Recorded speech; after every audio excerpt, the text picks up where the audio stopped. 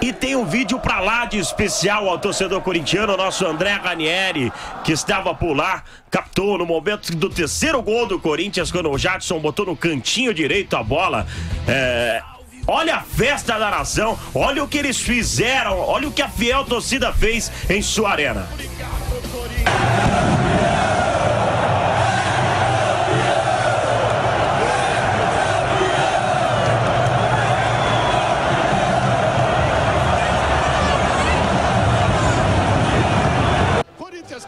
Nesse momento, a fumaça invadiu a arena do Corinthians, né, Espímpolo? Lá em Itaquera, quando eles fazem essa festa, esse show pirotécnico, esses sinalizadores, aí essa fumaceira toma conta do estádio. É um caldeirão, e realmente, né? É muito bacana, né? Mas o Tebas foi pra Paulista, logo depois da conquista do Corinthians, só a torcida e o Rafael Tebas foi conferir de pé. Todo mundo lá, o jeito de se infiltrar na festa do Corinthians. Aliás, parabéns ao nosso Rafael Tebas, aniversariante do dia, o mito Tebas, hein? Parabéns ao Corinthians e parabéns ao Tebas. Fala, Tebas! Com imagem!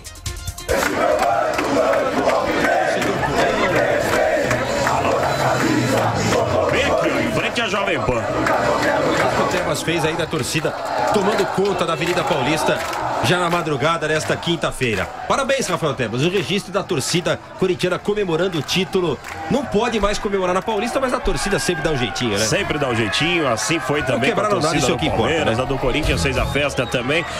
André Ranieri, você pode respirar agora como setorista do Corinthians também, fez um grande trabalho acompanhando o Corinthians durante toda essa temporada, um primeiro turno fantástico. Você pegou o pico do Corinthians, altos e baixos do Corinthians, viu tudo que aconteceu lá dentro, hein, André? Você pode falar um pouquinho sobre isso que aconteceu nessa temporada com o Corinthians, que foi algo maluco, né, André? É verdade. Boa tarde a você, Fausto Favara, Márcio Espímpolo, Bruno Prado. Boa tarde. Detalhe, né? Eu comecei a cobrir o Corinthians quando o Tite saiu, então foi aquele momento de turbulência, Cristóvão Borges, Oswaldo de Oliveira e o próprio Carille, ele ficou alguns jogos ali como treinador do Corinthians no Campeonato Brasileiro do ano passado. Quando ele foi efetivado em dezembro, nem o torcedor mais otimista do Corinthians imaginaria que ele seria talvez o melhor técnico brasileiro da temporada, campeão paulista, campeão do Nacional, um belo trabalho. E detalhe, né, uma coisa muito interessante é que quando ele recebeu o convite, ele avisou a mãe e o pai. E o pai deu aquela força, vai lá, aceita, vira treinador do Corinthians. E a mãe falou pra ele continuar como auxiliar. Né? Não queria que ele virasse treinador, falava que era muita responsabilidade e dizia que ele estava bem como auxiliar. Aliás, o pai contou essa história ontem no microfone da Jovem Pan também, né, André? Exatamente. Vamos ouvir alguns trechos de alguns personagens que falaram ontem, né, depois do título do Corinthians, começando pelo Jô. Ele falou justamente disso. O Corinthians começou muito desacreditado a temporada de 2017, quarta força, subestimado por muita gente. De novo esse papo de quarta força? Os jogadores mesmo dizem que estão... Não esquece isso aí. O Pablo fez um vídeo com relação a isso. Foi a injeção de ânimo para os jogadores do Corinthians. Com certeza foi. Os jogadores dizem que não, né? Mas nitidamente você vê que isso foi uma injeção de ânimo. E o Jô fala justamente sobre esse ano de reconstrução do Corinthians e surpreendeu muita gente. Vamos ouvir a camisa 7 do Corinthians.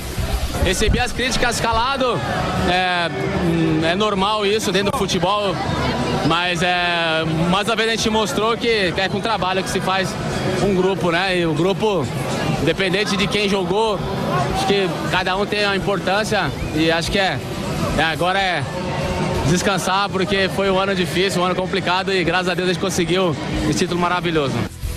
Aí o Jô, e você comentou agora do seu Joaquim, o pai do Fábio Carille, né, que foi ouvido pelo repórter Daniel Lian. Antes de falar do seu Joaquim, André, minha pergunta pra você é o seguinte: você que acompanhou realmente o time do Corinthians, o Corinthians fez um primeiro turno fantástico, uma campanha extraordinária.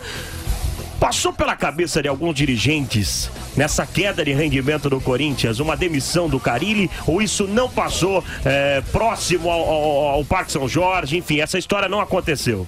Oficialmente, nenhum dirigente confirma que em algum momento o Carille sofreu esse risco de demissão, até porque a distância nunca foi inferior a 4 pontos, né, na ponta do Campeonato Brasileiro, mesmo quando o desempenho do Corinthians caiu demais. Mas o futebol brasileiro é aquela coisa, se o Carille não tivesse sido campeão, não se sabe o que aconteceria. Eu particularmente acho que dificilmente ele permaneceria para a próxima temporada pela cultura mesmo do futebol brasileiro. E agora sim, né, o seu Joaquim, pai do Fábio Carille, a dona Wanda, que é a mãe dele, não não queria que ele se tornasse treinador, que continuasse como auxiliar. O Joaquim, seu Joaquim, não foi lá e incentivou o filho, e ele fala sobre essa escolha do Carille em se tornar treinador do Corinthians em 2017. Deu muito certo. Vamos ouvir o seu Joaquim.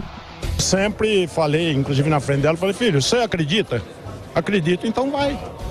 É uma oportunidade que apareceu na vida, agarra, seja o que Deus quiser. Se tiver que ser seu, será.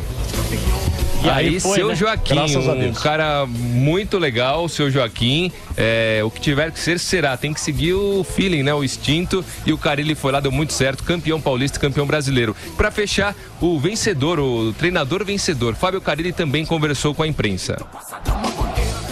Foi uma faculdade esse ano para mim, vivendo todos os momentos de incerteza, conquistando campeonatos, né? A dificuldade que é ganhar um campeonato paulista. Depois vem um brasileiro, ainda com desconfiança. Enfim, muito contente, um ano de aprendizado aí que não tem como esquecer, e independente do que for acontecer ali na frente, eu saio muito fortalecido desse ano.